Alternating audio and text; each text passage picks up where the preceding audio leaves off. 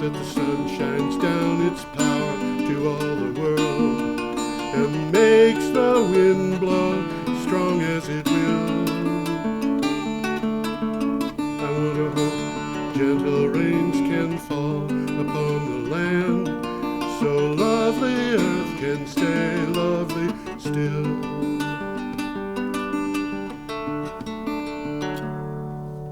Hello, ladies and gentlemen. Welcome to the 411th edition of Energy Week with George Harvey. That is the dull and uninteresting me, and the amazing Tom Fennell, a true philanthropist. In the flesh. In the flesh. He's a philanthropist whether he's actually in the flesh or whether he's just in another room thinking about you. Okay. Energy Week is put together out of my blog, geoharvey.com, geoharvey.com. And every day I get the news and on energy and climate change, put up 10 to 15 items, usually 15, on the daily post. That's your blog. That's my blog. And there is another blog which if you were watching this on bctv.org, you can actually find it by going to the lower right hand side of the screen, which probably involves some scrolling. But that is a thing called energyweeknews.wordpress.com, and that is basically where the script is that Tom and I work from. We will today is the 25th of March, and we're going to be starting with news from a week ago today, which is the 18th of March. And Tom has something to tell you. Well, I try to read all of these things so that I can be a little bit informed about what we're going to talk about. Yep. And I generally will summarize for my own purposes what the article says. And sometimes I'll say something about that. Sometimes I won't. It all depends on what it says. Absolutely. But we start out here with a picture of Yes. a bunch of people building the Great Green Wall. This is the Green Wall of Africa, not the green. We will explain a little bit about what this wall is. This particular item comes from CNN. Well, it says a 5,000-mile living wall could hold back the world's largest desert. Yeah, because the Sahara Desert is expanding, the African Union launched an ambitious plan to hold it back and protect the Sahel area. The Sahel is the area south of south of the Sahara. Yeah, and it in the northern parts it's rather dry, and as you get closer to the coast, it gets wetter.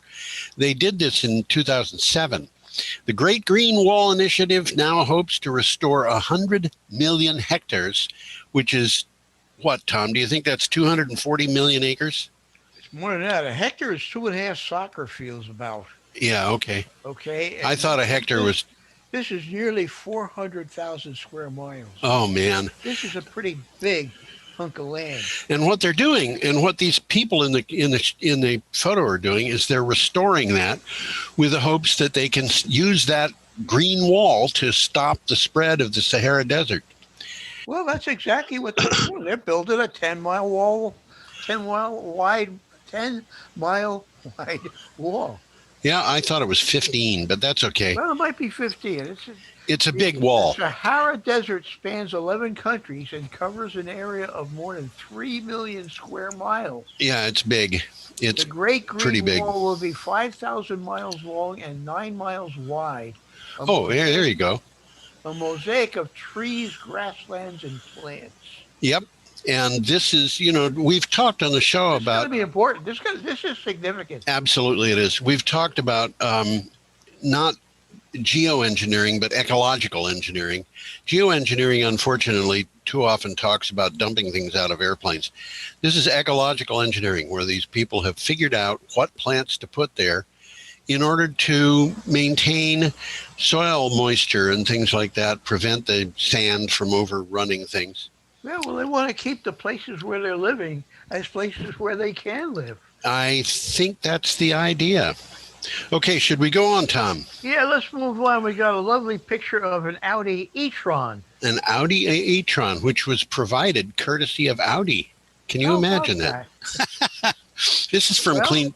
this is what they say about it. Yeah. Audi gives up on combustion engine development. This is one of the most. It's awesome. This is one of the most amazing developments I've seen. It is. I look at a lot of news, and this is, there it is. This is from Clean Technica. Audi is abandoning its development of internal combustion engines, according to a publication called Electrive. This, the article cited an interview with the CEO, who is Markus Duismann. I'm sorry, that's Duismann. Held in the Frankfurter Allgemeine Zeitung, in which he confirmed that Audi is no longer developing internal combustion engines. Now, you have more to say, Tom. Interesting. It sure is. Well, they didn't say to stop making them. Yes, They that's plan true. to keep selling internal combustion vehicles in less developed regions of the world.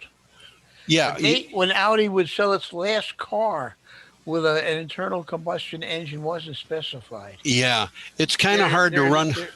Go ahead. New EV, the Q4 e-tron, which is what the picture is of, will be available at the end of 2024. Yeah. It's kind of hard to sell EVs where you don't have places you can plug in cars. I think that's basically the problem. Although, there's a flip side to that, which is if you've got your own solar panels and stuff like that, you could power your car from your home. Well, the times they are a-changing, and these things are developing, and they're happening as they happen. They're really not very well planned. They're just falling in place. Yes, and it might be better for everybody in the planet included if we planned a little bit. So. Well, as they say in Flatbush, wouldn't hoit. Wouldn't hoit. I've been there. I spent a week there one night. Yeah, right. Our next item is from Clean Technica. We got a nice picture of the National Renewable Energy Laboratory. Yeah. And by the way, go ahead, Tom. No, you were going to say something. I was going to say that this is the NREL laboratory, and the guy who took this picture is named Dennis Schroeder, as you can see from the credit at the bottom of the screen. And he takes a lot of really good photographs. I think he's a full-time NREL photographer. So go ahead, Tom. I'm sorry. Well, from wet waste to flight, scientists announce fast-track solution for net zero carbon sustainable aviation fuel. This is almost one of those accidents. Well, I mean, really, it's falling into place. Yeah, you've got two problems, and if you handle the first one properly, it turns out to be the solution to the second. The aircraft sector has been seen as difficult to decarbonize. That task just got a burst of energy with the publication of a new paper on carbon negative sustainable aviation fuel in the proceeds of the National Academy of Sciences. Well, this paper outlines a biorefining process using food and other wet waste to produce aviation fuel, yielding a 165% drop in net carbon emissions. Yeah, well, what happens with this food is a lot of food waste is going to decompose, giving off methane. And what they have done is they've taken this to the point where it's decomposing, and instead of decomposing to methane, it's decomposing to liquid fuels. Well, they're fermenting the food waste. Yep. They're using a catalyst to add more carbon to the molecules, Yep. building up long strings of hydrocarbons that are identical to those in conventional jet fuel. Well, hydrocarbons are pretty simple. They're hydrogen and carbon. And like a chain. Yeah, they're kind of like a chain. And, octane, if you have what they call N-octane, it's just eight carbon atoms lined up in a row, and each of them is connected to two hydrogen atoms, except for the ones on the ends of the row, which are connected to three. And that's a pretty simple thing. Now, there's lots of different flavors of octane. Organic chemistry is pretty complicated, but nevertheless, they're going from something that we have to get rid of, which is food waste, but it's also other kinds of waste. It could be agricultural, some agricultural waste, wet agricultural waste, and they're winding up with aviation fuel. And I read that the biggest amount of food waste in Great Britain is coffee grounds. I was going to say, is it coffee grounds? And you can compost coffee grounds pretty easily and put them in your garden as fertilizer. But I think I've known a lot of people who've done exactly that. I used to walk down Elliott Street every day with a bucket full of coffee grounds from Mocha Joe's. Okay. Yeah. And I remember walking by two guys who were young, maybe in their late 20s, wearing fairly expensive looking suits. And one of them looked at me and said, "Boy, is he ever homeless." I thought to myself, why would a guy who's homeless be walking down the street with a bucket full of coffee grounds? What possible use would they have for a homeless person? They are used for composting, and composting implies a garden, and a garden implies that you have a place.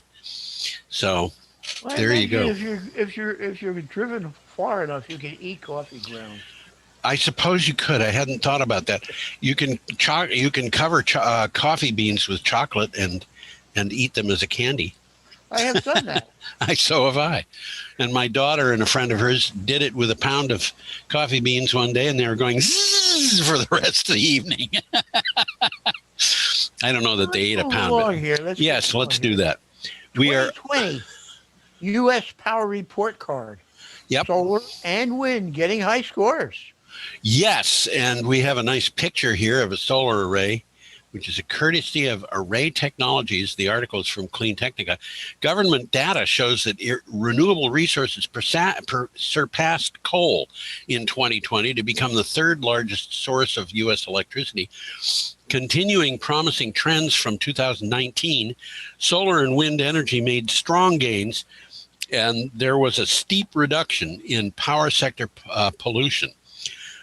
Well, fossil gas, otherwise known as natural gas generation, continues to be the nation's primary source of electricity. Nuclear is number 2. Actually, renewables have passed nuclear too, according to a lot of people. Well, we're going to touch base on that a little while, Yeah, we are. The guy who wrote this article didn't read that article. Well, maybe not. I don't know. I will tell you, this came from Clean Technica. I write for Clean Technica, but I did not write this article. I got a couple of quick takeaways from this article. Okay. I'll number them. First one, photovoltaic generation grew by 25%. Wind generation increased by 14%. Yes. This is nearly double the wind installations and more than twice the solar installations in 2019. Yes. So we see a trend here. Yes, it's a huge growth, despite the fact that there was massive unemployment in the country because of COVID-19. Well, I'm just going to touch the next one here. The pandemic significantly impacted demand, contributing to an 8% dip. Yes. And the third one is power sector carbon emissions dropped 11%, decreasing 41% since 2005. Now, some of that is related to the pandemic, but it's more going on than that. Yep. Okay. And the fourth one is coal generation decreased by a whopping 20%. Yeah. Gas generation increased by 2%. So the average coal plant was running only 40% of the time. It's an all-time low. The coal plants are shutting down, and the ones that are staying open are staying open at very much reduced capacity. And the result of that is that the capacity factor for coal is getting into the same neighborhood as the capacity factor for wind power. And they're trying, because it doesn't make economic sense anymore. No, it doesn't make economic sense. They're trying to run these coal burning power plants as though they were something that could ramp up and down, and they can't. Very, very slowly. But the truth is, if you want a coal burning plant to provide you with power, you don't say turn on. You say turn on for tomorrow, because it takes a long time to ramp up. Okay, Tom, we should probably go on to our next item. We got a nice picture of Vermont Yankee. We do indeed. There it is. Remember the old days? This is for, look at all those cooling towers. yeah, they're little bitty cooling towers as opposed to the great big ones that you usually see at nuclear sites. This article is from the Union of Concerned Scientists. And what do you have for title? Advanced nuclear reactors designs are no better than current reactors, and some are worse. Yeah. A report by the Union of Concerned Scientists analyzed designs of a number of so-called advanced nuclear reactors being developed. It said they are no better, and in some respects significantly worse than what we have. All of these plants, have got the same basic problems as other nuclear plants that are in operation, not the least of which is they may be more efficient in their use of fuel or not, but they do produce waste, and nobody has ever figured out quite what to do with that. Well, this report is titled, quote, "Advanced isn't always better." Yeah. And Yes. it's assessing the pros and cons of three main types and rates them. Yeah. And it's saying none of them are already better than before. Yeah. Yeah. And one of the things that they do is they spread the number of sites all over the place, which means that you're transporting nuclear fuel in places that you hadn't before. We haven't figured out how to dispose of that yet. Yeah, we're just playing a game with it. We're moving it around. Right. Instead of one security risk, you've got many for producing a certain amount of power. The report recommends that the Department of Energy and Congress should consider improving the safety and security of existing reactors rather than commercializing immature, overhyped, non-light water reactor design. New kids on the block. Okay, Tom, we should keep going. Might as well. Can't work. Can't work. We've got another item from Clean Technica, and we've got a picture here of abandoned mines pretty much all over the country, but mostly in the Appalachians and the Rockies. Yeah, that's right, and a lot of them in Illinois, and you'd have to live in Illinois to realize how many coal mines there are in Illinois. So what do you have for title? I was just looking at a map of Illinois. It's covered with mines. Yeah, it is. It's covered with mines. I don't think about that normally. No, the title is 2 bills introduced in Congress to address abandoned mine land. Yep. The Reclaim Act, and Reclaim is an acronym, and a bill to reauthorize abandoned mine land fund Abandoned Mine Land Fund. Abandoned Mine Land Fund were reintroduced in the U.S. House by Representative Matt Cartwright, who's a Democrat from Pennsylvania. These bills, if passed, would provide an immediate economic boost by employing thousands of people across the country. These mines will have to be closed. There's hundreds of thousands of them, and guess who has to be hired to close them? Miners who happen to be out of work. Well, the article says almost $3 billion to clean up these mines. At least $11 billion is needed to clean up identified sites across the country. Yeah. So they're allocating $3 billion, but they need 11. Well, $3 billion is a start. Well, it is. And if they know which are the ones that are the most seriously in need. And money for the abandoned mineland program is funded by a small fee per ton of coal mined from surface and underground mines. So they're hitting the industry for the cost. Yeah, but the industry is not going to stay around. Well, by the time these mines are going to be closed and topped off long after that industry has stopped producing coal for practical purposes.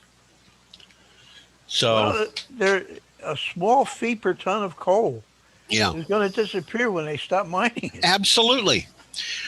We should keep going, Tom. Yeah, we got a picture here of a bunch of, what are these things anyhow? I don't know. Do you have any idea? Could be solar panels. Do you think so? It says solar array right there on the thing. This is from Forbes. global renewables investment return 7 times higher than fossil fuels. Do you think the people who are investing don't know this? Well, renewable power investment continues to outperform fossil fuel investment across the globe. This is a worldwide thing. The latest research shows this signals a decline of fossil fuel investment. I got news for you. It doesn't signal it. It shows it. It displays it in big, bold type. IRENA, which is the International Renewable Energy Agency, has projected achieving the Paris targets will require $4.4 trillion a year in low carbon energy. But guess what? It has to be invested in a place where people are making money. So we'll see how that goes. Here's some numbers from the article. Yeah. Renewable power portfolios have outperformed fossil fuel portfolios in all markets 422%, 422.7% against 59% over the last 10 years. And you know what? It's going to get worse for the fossil fuel companies. That was my next sentence. This is a trend that is likely to continue. Likely to continue. I think we're going to see a bump for fossil fuels this year, maybe, and maybe not. But I don't think it's ever going to really recover to any great degree. Well, let's move along here and take a look at Byron Kominick, the owner of Jack's Solar Garden. Yeah, there you go. This is from Clean Technica. And by the way, that tractor may be diesel, but the solar panels aren't. No, and they're tall enough for him to drive under it, which is interesting. Well, it looks like that's right. I hadn't thought about this. I could see that they were pretty high. We're going to be probably mentioning this. We've mentioned it before, but agro-photovoltaic is the coming thing. Yeah, it is. You got a title for this article? New solar farm piles even more green onto green energy. Solar farms have become revenue lifelines for farmers. Now the biggest agrivoltaic, that's a hard word to pronounce, research project in the U.S. is taking shape in Boulder County, Colorado. Instead of a bed of gravel under the solar panels, Jack's Solar Garden will have plants for people, animals, birds, and insects to eat. Why would we feed insects, Tom? Well, in some parts of the world, they do. They eat crickets down in Thailand. Yeah, but we need bees for honey. And we need other insects, I think crickets might be a little bit more appetizing than bees.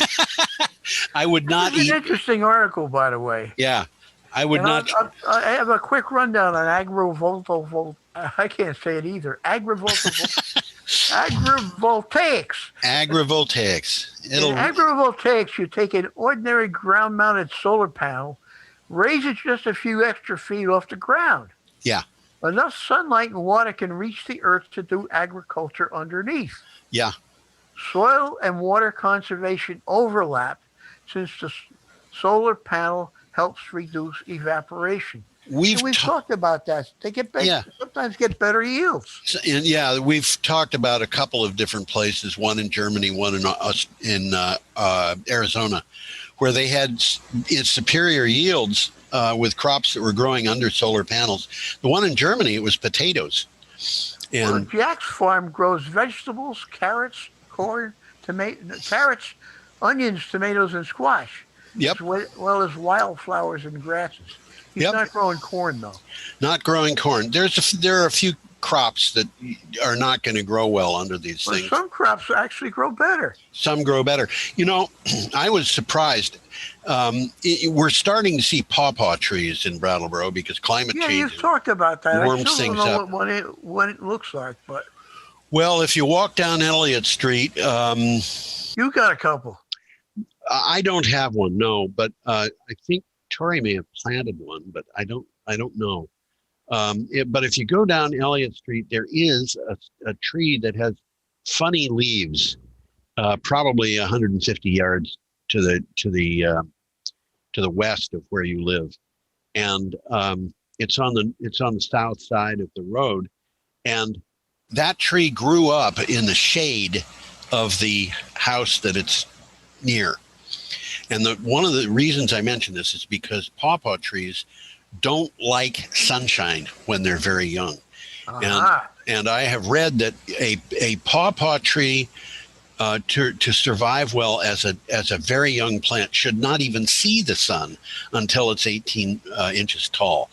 These trees come up in they grow in forests naturally, but so they're shaded by the other trees their whole lives. Yeah, their whole lives, and if they get too much sunshine, they get sunburned, and they don't like to be sunburned. So our next item. Well, let's move along and see some crooked buildings. So that set of 3 towers there with what looks like a bent boat on the top, that's got to be a really kind of stunning garden up there. It does. Yeah. So what do you have? I could guarantee you that if they looked that way, they were built to look that way. I think that's probably. I don't think that happened just because somebody made a mistake building the buildings. I don't think so. This is from Data Center Dynamics, and I do get a picture of Singapore in case we didn't notice. Yeah, it's a picture of Singapore. And Amazon announces the first renewable energy project in Singapore. In Singapore, Amazon has announced its first renewable energy project in Singapore, buying energy from solar provider Sunseap Group. The installation is noteworthy as Sunseap will deploy mobile solar systems on temporary vacant land and redeploy them as needed. That's interesting. Singapore has got very little land to develop, but every once in a while a building comes down, it's taken down, and the land stands idle for some period of time. And what they're doing is they're putting in these solar arrays to take advantage of the fact that they can use that land while it's waiting for the developers to get ready to build a new one. Well, the article is about Amazon, really. Yeah. And it says the project will supply enough renewable energy for Amazon's offices, fulfillment centers, and data centers in Singapore. Yep. Amazon will then export 60 megawatts of clean energy. Right. Okay, our next item, we have a beautiful picture here of Crane Mountain in the Adirondacks. Crane Mountain. This isn't too far from here. No, it's not. And this particular article comes from the Adirondack Daily Enterprise. I'll believe it. Well, acid rain is leaving the Adirondacks. I'll say that again. Acid rain is leaving the Adirondacks, but scientists say restoration is still a long way off. I remember when I was in high school, I'm 74 years old, so we're talking about more than 55 years ago. The Adirondacks had streams and ponds and things that had no fish in them because they had all been killed by acid rain. That's true. They also mentioned that. Yeah. Scientists say data on acid rain collected at an observatory at the summit of Whiteface Mountain tell a success story stretching over the past 50 years. As acid rain has been reduced, but recovery from the problem will take time. Those fish are not going to come back by themselves. No way. Well, they're talking about Whiteface Mountain. Yeah. And that's almost 5,000 feet tall. So that's a fairly good-sized mountain. That's pretty big for the eastern United States. Recent data, I'll read my notes here. Recent data from the Whiteface Mountain Atmospheric Sciences Research Center shows that rain and snow are less acidic than in the past. Yep. The Clean Air Act and coal-fired power plants in the Midwest cleaning up their emissions has resulted in an improvement in water chemistry and the health of lakes in the Adirondacks. Yep. There you go. But then it goes on to say this does not mean it's time to slow down. No. Recovery of damaged natural resources will take years. It'll take more than years. And this says what you just mentioned. At one point, some 700 Adirondack water bodies were dead, devoid of life. Yeah, well, recovered, but not all the way. That business of being dead, I really relate to, because the Ashwillet River, which hits the Connecticut River at Hinsdale, which is just across the river from Brattleboro, and to a lesser degree the Connecticut River. But the Ashwillet River was The Ashwillet River was dead, and it was because of soap suds. Huh? It had soap suds on the surface of the water. It was that bad. I've got a picture of a parking lot by the Ashwillet River, and there's a big sign: "Do not eat the fish in these waters." By the Ashwillet River. Yeah. Huh. Well, there weren't any fish in the waters when I was a kid. And there was. That's why they put the sign up. Well, maybe there were a few fish in the Connecticut River, but you were not supposed to go swimming in the Connecticut River or fishing in the Connecticut River, and there's still problems. Who would want to at the time? Yeah, well, that's true. Okay, we should continue on our way. Our next picture is a Tesla Model 3, and this particular article again comes from Clean Technica. What do you got for a title? ARK, A-R-K, invests new Tesla bull case, $4 trillion market cap, 100 million cars sold in 2025. Okay, I should explain here. ARK Invest is the name of a... I'm glad you did this because I didn't know what it was. Yeah, it isn't ARK Invests. It's ARK Invest. It's ARK Invest, and they're doing it. ARK Invest is a financial advisor and so forth. It was one of the early Tesla bulls. It turned out they were right early on when they were saying that Tesla was going to go places, and everybody was saying, nah. And everyone else dramatically adjusted their expectations.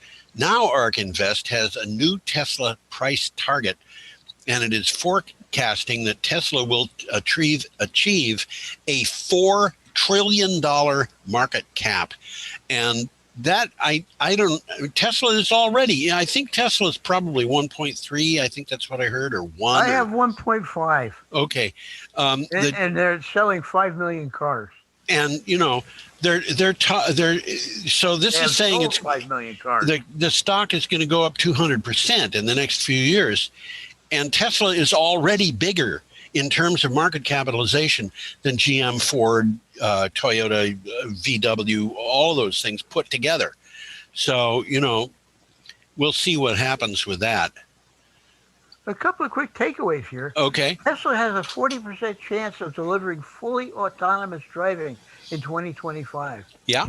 We're talking robo-taxis here. Yes, that's right. And this is what Tony Seba was saying is going to take over the automotive marketplace. Ultimately, it will. Yeah. Tesla's vehicles have a better safety average than other cars. Tesla has been consistently rated as the safest car on the road. Yep. It's not we got a nice picture here of a greenhouse. We do. Look at that. Wow. And this is from Science Alert. SemiTransparent solar cells. That's a new one on me. Can power greenhouses without stunting plant growth. Okay. We've actually seen solar cells that were kind of on top of window glass before, but it was never quite this. It was more like a laboratory experiment. Greenhouses fitted with semi-transparent solar cells can generate electricity without affecting the growth and health of the plants inside, according to a new study. This suggests we could build energy-neutral greenhouses without harming crops. So, you can put solar cells over fields. We've just talked about that. Now they're talking about having solar cells that will let enough light go through them that you can just put them up as a glass glazing on the greenhouse. And you know what this reminds me of, Tom? When I was about 16 years old, I worked on a farm, and the farm had a greenhouse. It was a big greenhouse for a very small farm. But they had a truck come in with a cherry picker or something on that, and they sprayed paint on the glass to prevent the plants inside the greenhouse from getting sun scorched. They wanted to reduce the amount of sunlight that greenhouse was getting. Isn't that interesting? Yeah, well, we're back to that same old thing. Okay, should we go on? Well, this thing says that the semi-transparent solar cells can be tuned to absorb different wavelengths of light as required. Yeah. So that depends on what you're growing in there, and you can tune the light to it. Well, did they say you could tune it in real time, or did they have to be tuned in the factory that made them? I I don't remember that. I would bet it was the factory that made them. I don't remember any statement about that either. That's a pretty greenhouse, though. It is And that is hydroponic, which is why everything's growing out of a pipe. Well, integrating transparent solar cells into greenhouses can be done. Yeah. It's hoped that the same tech could be used in the windows of buildings, and I think it could. Okay. Our next item is from Clean Technica. We've actually seen this We've seen this picture before. Picture Of before. fracking. It's a picture of a fracking plant. It's not a very good picture. I apologize for it. This is from Clean Technica. Have rosy forecasts about the legacy energy industry created a financial bubble? Well, this is an interesting article, I think. It is. We've heard a lot about a bubble in Tesla and other EV-related stocks, but a report from an independent think tank, RethinkX, argues that a far more dangerous bubble exists around conventional coal, gas, nuclear, and hydroelectric energy assets. Say that sentence again. But a report from the independent think tank RethinkX argues that a far more dangerous bubble exists around conventional coal, gas, nuclear, and hydroelectric energy assets. That's interesting. I think... The bubble has to do with the way the legacy energy assets are priced in the financial markets. Yeah. And, you know, people are treating these things like they're going to continue. And they're saying in their financial reports and things that they give their people, their stockholders, they're saying, you know, ExxonMobil, I remember when they were saying this is going to continue going until 2050 and beyond. And they're doing that. And I don't see any possibility whatever that can actually happen. I think this is saying that legacy energy assets are going to go down. That's what they're saying. Okay, our next item. A nice little picture here. Well, it's an interesting picture. Pollution from particulates, and this shows you where the pollution is coming from. And this item is from Clean Technica. Well, I don't cotton to the first sentence here. Big Oil's lies about pollution health risks contributed to millions of deaths. I don't believe that. You don't think so? They wouldn't lie. I think Heidi wouldn't lie. Who wouldn't lie? Heidi. Don't you know Heidi? No. Little girl Heidi? Are you talking about Shirley Temple? Yeah. My gosh, I don't remember that. I remember the film. The book. Shirley Temple made a movie. Yeah, Shirley Temple made a movie, and I remember the movie. I don't remember the plot or anything like that, but I remember being about 6 years old or 5 years old thinking that was a marvelous movie. Thanks to a report by The Guardian, we now know the major oil companies knew about health risks from fine particulate matter for decades. But instead of doing anything about the problem, they poured their money into disinformation campaigns. Okay, could I say something, Tom? You may.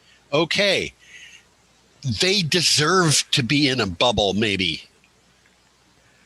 Well, they've been lying to us for a long time. They have been, and people have been dying as a result.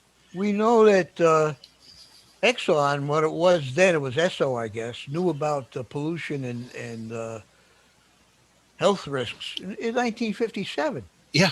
And they, you know, this stuff came to them at very nearly the same time that their own scientists were coming to them and saying, you know, if we keep burning oil and gas like this and coal, we're going to have climate change and it's going to be a disaster. They knew about climate change. They knew about particulates killing people. They knew that pollution was bad. And I just, you know. Well, there's a sentence here from the article that's interesting. Yeah. The disconnect between theory and reality made it possible to kick the can down the road on climate change for decades. Yeah. It is interesting to learn how industry works to keep information away from the eyes and ears of customers. Well, this is going to happen as long as we've got corporations that are dedicated to making money and don't have any corporate Morality? They don't, you know, if we had lived in a country that had B Corps only, yeah, we might actually be far more prosperous than we are. Yeah, you're right. So there really isn't any excuse for this. I know that there are people who think that Ayn Rand was absolutely wonderful and greed is good and stuff like that. I just don't buy it. Okay, should we go on, Tom? Yeah. We have Solar and wind power to drive renewable energy growth this year. We have such a nice picture here of a solar farm in Colorado. And, you know, Colorado... I missed that picture because I don't have it. Oh, too bad. It's a picture of the mountains. There's a solar farm which is on flat land, but behind in the distance there are big mountains over this thing. And it looks like... from the Sun Daily. Yeah, and I just must have missed the picture. Well, the picture wasn't in the Sun Daily. I got the picture from Unsplash. I still missed it. Okay, well, it's in the script, you know, that people can get to, but I think I should explain. Tom had a huge problem accessing the data that he needed for this show. So my computer crashed. He should be given kudos for the work that he did, which was not easy. Okay, you've read the title of this. I'm going to read the synopsis. Renewable energy installations of solar wind storage facilities are set to rise by 40% year on year to another. 40% year on year is a lot, guys. My gosh. Yeah, how would you like a 40% raise? Every year. Yeah, right. To another record of 190 gigawatts globally this year. And I'm going to say 190 gigawatts of renewable energy is probably something on the order of 80 big nuclear power plants. This is in 1 year. This is an acceleration from a 30% year-on-year expansion in 2020 that happened despite project delays caused by COVID-19 pandemic. Well, the growth is predominantly driven by solar photovoltaic. Yep. Followed by offshore wind. Yep. And Am Research, who wrote this article, said that Asia is expected to be the main driver of renewable capacity increase. Yes, and this is something that I find kind of really appalling. The United States should be a leader, and it isn't. And the reason why it isn't is politics. I'm sorry, that's the way it is. So that's how I feel. Should we go on from that? Well, I'm just trying to read this last sentence here. They noted that the tariffs of power purchase agreements for PV facilities are projected to drop in Asia Pacific, Middle East, North Africa, Americas, and Europe due to open bidding competition, falling material prices, increased project sizes, and economies of scale. Yeah. Yeah.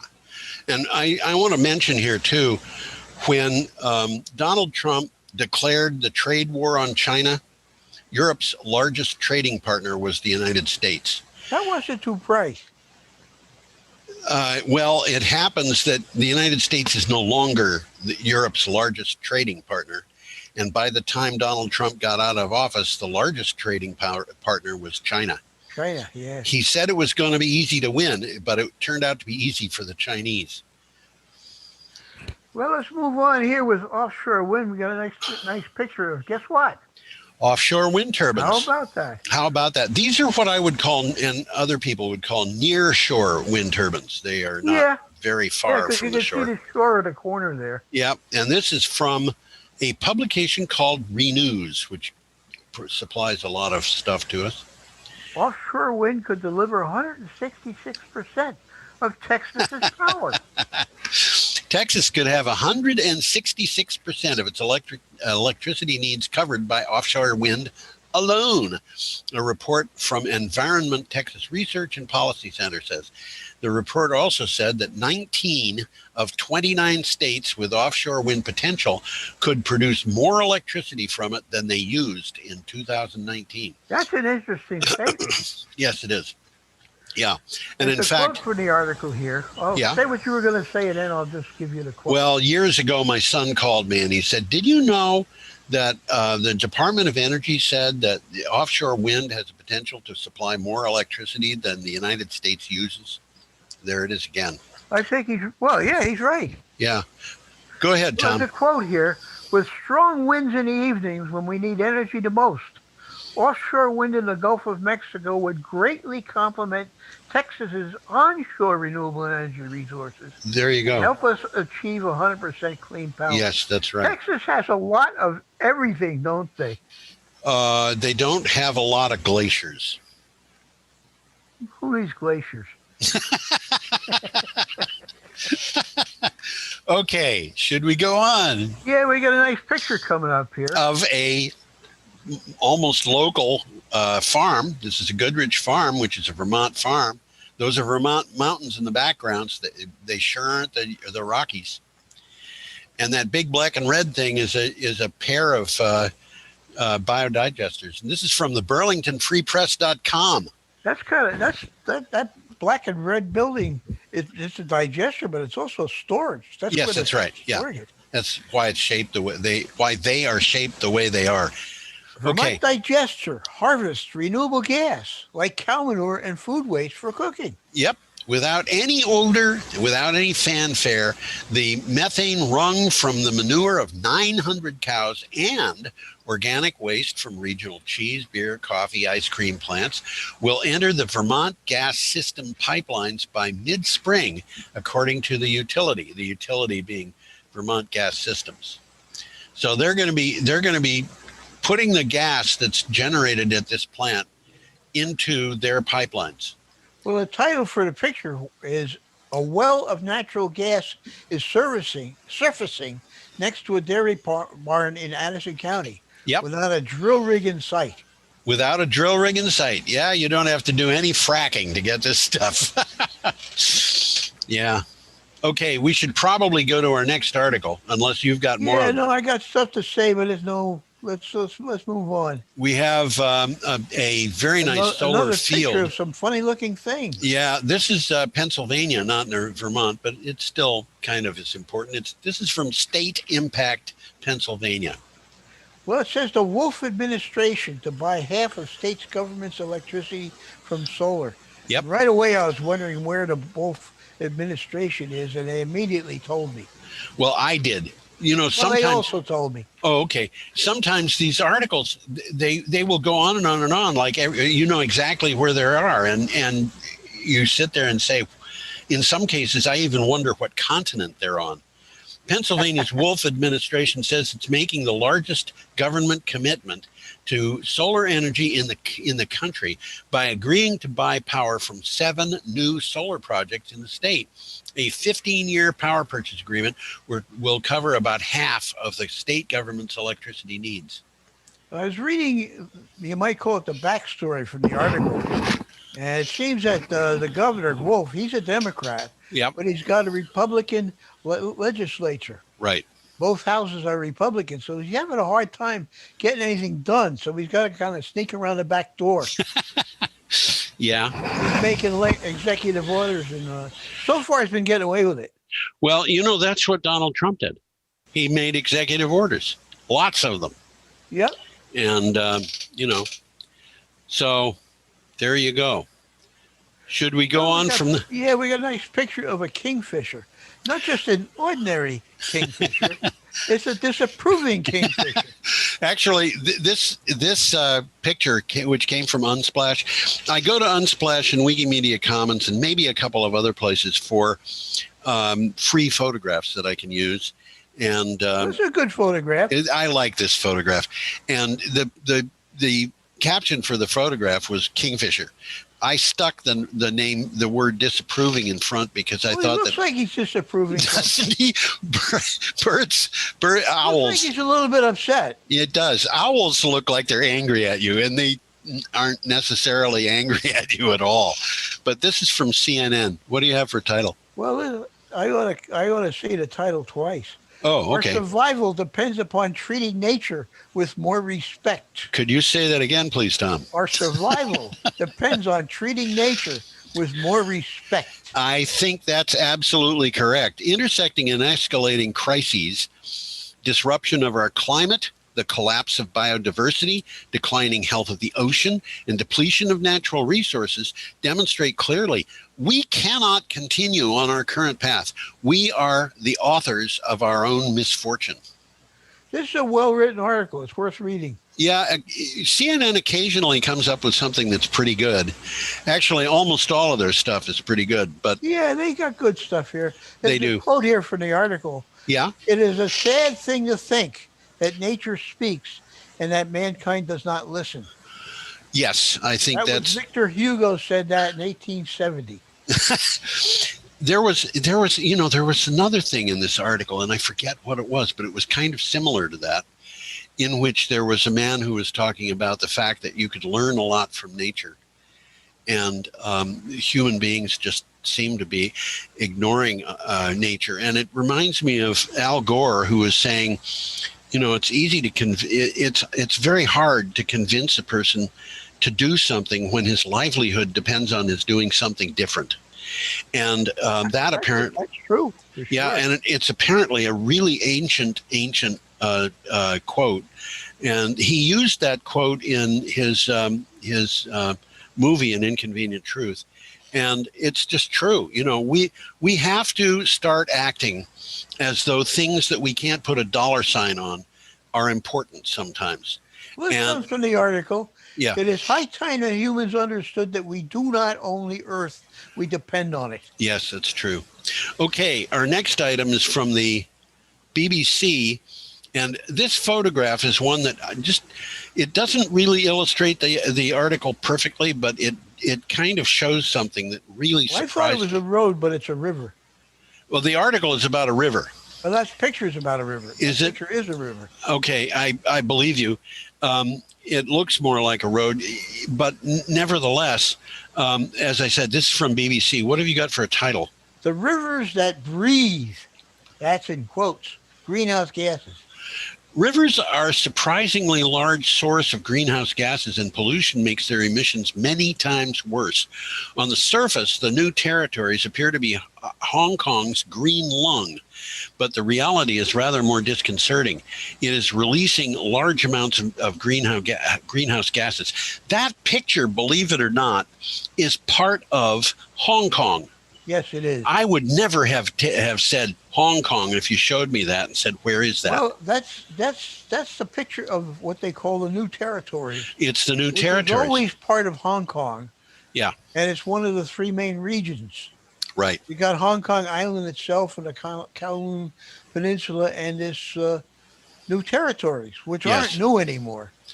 Well, they make up 85% of Hong Kong's territory and contain around half the population. Yeah, but the new territories obviously has some fairly wild land. And the point of this article is the rivers on this land, because they're polluted, are giving off a lot of greenhouse gases. Now, anybody who has ever gone swimming in a small pond with a mucky bottom is probably going to know that if you step on that bottom, bubbles come up. And those bubbles contain a lot of methane. And they are the result of anaerobic fermentation of the leaves that fall on the bottom of the pond. That's basically what this article's about. It is. And what it's saying is, yeah, this happens in rivers, but you pollute those rivers and it happens much, much worse. Well, it does. It looks like the rivers are pristine, and they're not. Yep. And the lakes, they're quite problematic. Yep. Okay, our last item is from Natural Gas Intelligence. This one is the last one. Time flies when you're having fun, huh? Doesn't it? Here is a natural gas plant in Massachusetts. Think of that. Who would ever have imagined such a thing?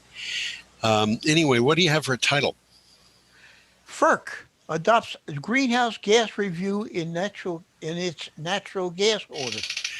The Federal Energy Regulatory Commission, which is FERC, this is an incredible article, has incorporated a review of climate change impacts in a natural gas certificate decision, sparking a sharp debate among the commissioners over the major policy implications for future infrastructure projects under its purview.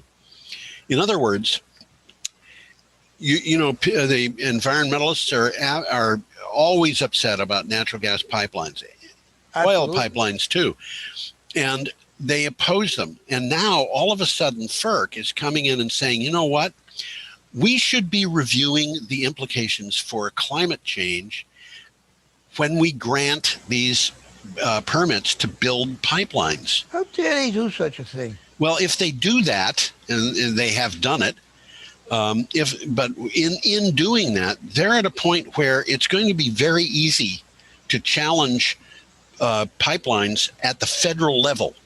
Well, what they're trying to do is assess the significance of the project, any project, the one they're looking at, greenhouse gas emissions, and their contribution to climate change. They've been overlooking that in the past. Well, they've been intentionally overlooking it in the past, in my view. I mean, the only way they could be granting those pipelines permits to build is if they don't pay attention. The other way. Yeah, exactly. And they have there have been a whole bunch of cases that were decided by the Supreme Court and other places that say you've got to take the environmental impacts of these things into account. And because the federal government has historically just said, well, we're not going to do that. This is what FERC says. A proposed pipeline's contribution to climate change is one of its most consequential environmental impacts. Yes, of course. And we must consider all evidence in the record to assess the significance of that impact. Yes, that's right. Yeah, it's kind of like a question of the guy across the street from your house wants to build an open pit landfill there, and the local authorities and the state authorities are not permitted to take into account what that might do to your children. That's the way we've been running. Now they're saying we want to take this stuff into account. We want to make and in doing that, I don't think that's an accident. No, I don't think it's an accident either. They've been lobbied by the people who have been denying, as a matter of lying, apparently, that climate change is happening, and have been denying that pollution is a problem, particulate pollution. These are two things that we talked about in this show, and absolutely. How do you? I'm looking at that picture of the natural gas plant in Massachusetts again. Where is that? I honestly don't know, and I will tell you another thing is I don't even know that it's there anymore.